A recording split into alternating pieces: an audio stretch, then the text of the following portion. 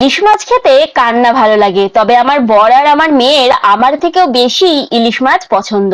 আর ইলিশ মাছ আসলেই আমাদের বাড়িতে যেটাই প্রথম মনে হয় সেটা হচ্ছে পাতা ইলিশ। খুব ছোটর মধ্যে আজকে রেসিপিটা তোমাদের সঙ্গে শেয়ার করছি। প্রথমে দেখো, ইলিশ মাছ নিয়ে নিয়েছি, তার মধ্যে দিয়ে দিলাম অল্প লবণ, হলুদ, সর্ষের তেল, অল্প একটু জিরে গুঁড়ো, ব্যাস এটা দিয়ে ভালোভাবে মাখিয়ে নিচ্ছি। তার সাথে কিন্তু একটু কাশ্মীরি লঙ্কার গুঁড়ো দিয়েছিলাম, দেখতে যেন সুন্দর হয়।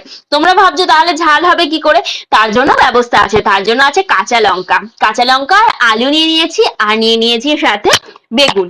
এরপর এগুলোকে কেটে নিয়েছি কুচি কুচি করে, আর তারপরে নুন আর হলুদ দিয়ে দিলাম। তারপর ভালোভাবে মাখিয়ে একদম পাতার মাঝে দিয়ে দিলাম। আর কলা পাতার আজকে খুবই ক্রাইসিস, বাড়ির সব গাছের কলা পাতাগুলো একদম ভেঙে গেছে, তাই আমাকে একটা কলা পাতাতেই রান্না করতে হবে। অন্যান্য দিন দুটো কলা পাতাতে রান্না করি, একদিকটা হয়ে গেলে উল্টে দিয়ে আরেক দিকটা রান্না করি। তোমরা যারা দেখেছো অবশ্যই কমেন্টস করো। যেহেতু আজকে অন্য দিকটা উল্টাতে পারবো না, তাই বর বললো অল্প একটু ঝোল রেখো, তাই আজকে রেখেছি একটু ঝোল ঝোল। অন্যান্য দিন একদম এটাকে শুকিয়ে দিই।